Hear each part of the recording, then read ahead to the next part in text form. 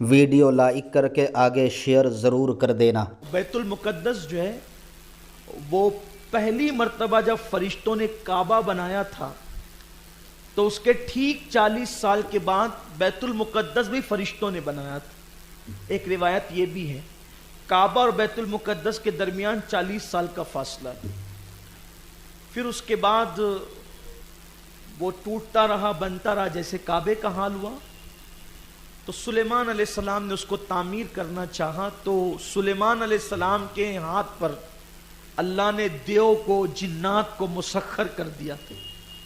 تو حضرت سلیمان علیہ السلام جو دیو ہوتے تھے، جنات کی ایک شکل ہے دیو، دیو کا مطلب شیطان کے بھی ہوتے ہیں، شیاطین بھی مسخر تھے۔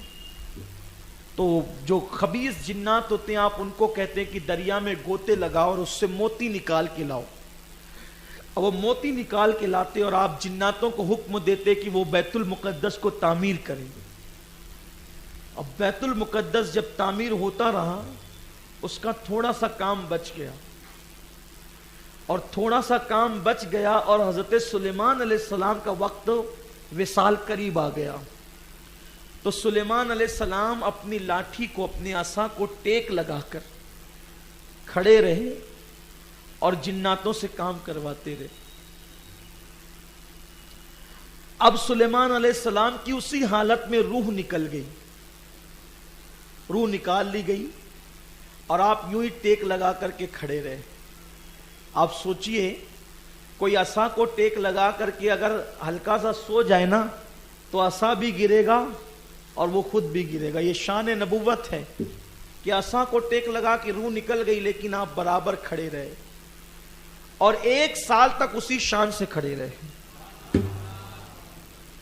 رات کو بھی پھر جنات کام کرتے، جب حضرت سلیمان جاتے ہی نہیں تو یہ رات و دن کام کرتے، رات دن کام پہ لگے رہے اور ٹھیک 1 سال میں جتنا کام بچا تھا سب مکمل ہو گیا۔ اب جب وہ کام مکمل ہو گیا تو اللہ نے دیمک کو حکم دیا کہ وہ حضرت سلیمان علیہ السلام کی عصا کو چاٹ لے، تو اندر سے دیمک کھاتے گئے حتیٰ کہ وہ پورا عصا چاٹ گیا، کھوکھلا ہو گیا تو وہ عصا ٹوٹا، حضرت سلیمان علیہ السلام نیچے آئے۔ اب آپ مجھے بتائیں 3 دن میں انسان کے اندر بدبو پیدا ہوتی ہے، بلکہ 3 دن تو میں بہت محتاط بول رہا ہوں، بعض میتیں تو ایسی ہوتی ہے کہ نہلانے سے پہلے ہی بدبو مارنے لگتی، اللہ تعالیٰ سب کی حفاظت فرمائے۔ لیکن یہ شان نبوت ہے، 1 سال بارش ہوئی، دھوپ، سردی، گرمی، برسات سب، لیکن چہرے کا رنگ بھی نہیں بدلا۔ یہ قدرت کہہ رہی، قدرت قرآن کی آیت ہے۔ لوگ کہتے ہیں نبی مر کر مٹی میں مل گئے، سوچئے تو صحیح، مر کر مٹی میں مل گئے، کیا کہتے ہیں لوگ، شعور کیا ہے لوگوں کو؟ قرآن کہہ رہا ہے کہ سلیمان عصا کا ٹیک لگا کر بعد وصال روح نکلنے کے بعد بھی 1 سال تک کھڑے رہے، چہرے کا رنگ بھی نہیں بدلا، کچھ نہیں ہوا۔ اچھا دیمک لکڑی کو چاٹ رہی ہے لیکن حضرت سلیمان کی طرف آنے کی کسی کی ہمت نہیں ہے۔ یعنی خدا نے مخلوق کو یہ بتا دیا ہے کہ شان نبوت کیا ہوتی ہے، نبوی شان کیا ہوتی ہے۔ اور آپ تشریف لائے، پھر جنات کو پتا چلا، رے ہم تو سلیمان علیہ السلام کے بارے میں سوچ رہے تھے کہ یہ تو رات دن کھڑے ہوئے ہیں۔ اس سے یہ بات بھی واضح ہو گئی کہ جنات کو علم غیب نہیں ہے، وہ بڑے ڈینگے مارتے تھے کہ ہمیں علم غیب ہے، اور ہم لوگوں کو جو آ کر کے باتیں بتاتے ہیں وہ غیب کی خبریں دیتے ہیں۔ تو اگر ان کو علم غیب ہوتا تو قرآن کہتا کہ وہ سلیمان علیہ السلام کے وصال کی خبر ان کو کیوں نہیں ہوئی۔ اس سے یہاں ہمیں بھی اپنے عقیدے کی اصلاح کرنی چاہیے کہ اگر کسی کو جنات کی حاضری آتی، توجہ کریں آپ، اگر کسی کو، بھئی ولی کی حاضری تو کسی کو نہیں آ سکتی، لیکن پری ہے، جنات ہے، اس کی حاضری آ سکتی، تو کسی کو اگر جنات کی حاضری آتی ہے اور وہ غیب کی خبر دے، اس کو ماننا نہیں چاہیے۔ اگر آپ اس کو مانیں گے یہ سوچ کر، کیونکہ قرآن تو کہتا ہے کہ ان کو غیب کی خبر نہیں ہے، اگر آپ اس کو یہ سوچ کے کہ اس کو غیب کی خبر ہے، غیب کا علم ہے، یہ سوچ کر مانیں گے تو کفر ہوگا، تجدید ایمان اور जो है वो तजदीद निकाह अगर बीवी रखता है तो तजदीद निकाह लाजिम आएगा। इस बला में बहुत लोग मुब्तला हैं। चलो वो फलां को जिन्नात की हाजिरी आती है, उससे चल करके पूछ लेते हैं कि मेरा धंधा क्यों बंद है। जैसे तुम हो वैसे वो है, उसको क्या खबर। कुरान कह रहा है, कुरान को ना मानोगे तो किसको मानोगे। हाँ, ये एक अलग बात है, एक मैटर अलग है। जिन्नात कहीं खुद जाकर देखकर खबर आकर के बताए, ये अलग उन्वान है। जैसा कि इफरीत ने कहा था कि मैं आपकी महफिल खत्म होने से पहले लाऊंगा, मतलब क्या कि वहां जाएगा और लाएगा ना। तो अगर अब वो वहां जाकर के देख करके खबर लाता है तो ये गैब की खबर नहीं होगी, क्योंकि वो तो देख कर रहा है, मुशाहिदा है ना ये। इसलिए इसके अंदर तफसील है, इस पे गौर करना चाहिए।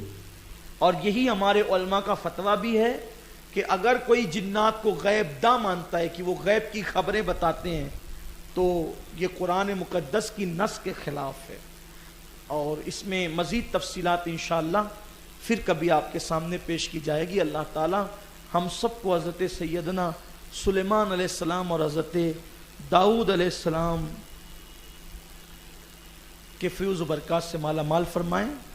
2-3 मिनट के लिए क्या, टीचरों को रिटायर्ड होने के बाद जो पेंशन मिलती है उसे लेना जायज़ है? हाँ हाँ, बिल्कुल जायज़ है। पेंशन का मतलब ये होता है कि आपने हुकूमत की नौकरी की, नौकरी के बाद आप बूढ़े हो गए तो रिटायर कर दिए गए, तो अब उसका आधा हिस्सा या कुछ हिस्सा वो बूढ़ों को मिलती है, तो बिल्कुल लेना जायज़ है, कोई हरज नहीं।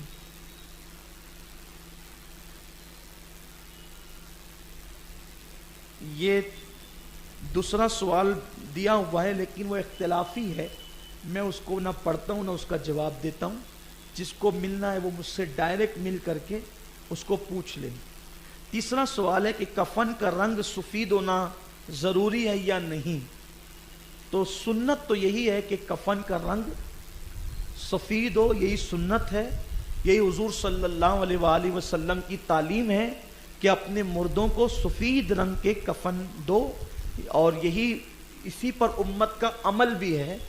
लेकिन अगर कहीं ऐसा हो कि सफ़ेद रंग मयस्सर न आता हो, जैसे अल्लाह न करे कभी फसाद हो जाए और किसी का इंतकाल हो जाए, अब निकल ही नहीं सकते घर के बाहर, और घर से लेकर कब्रिस्तान तक चंद लोगों को जाने की इजाज़त है, वो भी रिक्शा में या एम्बुलेंस वगैरह में, और कहीं नहीं जा सकते, तो अब सफ़ेद कपड़ा मयस्सर नहीं है, सफ़ेद कफन नहीं मिलता।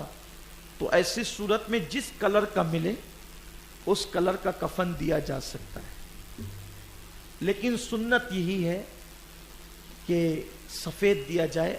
अगर सफ़ेद न मिले, उज़्र है, तो जो कलर चाहे दे सकते हैं। वैसे हज़रत साबिर पाक रदी अल्लाह ताला की ज़िंदगी में जो किताबें जो उनकी हयात में लिखी हुई है, तो उस किताब के अंदर मैंने ये पढ़ा है।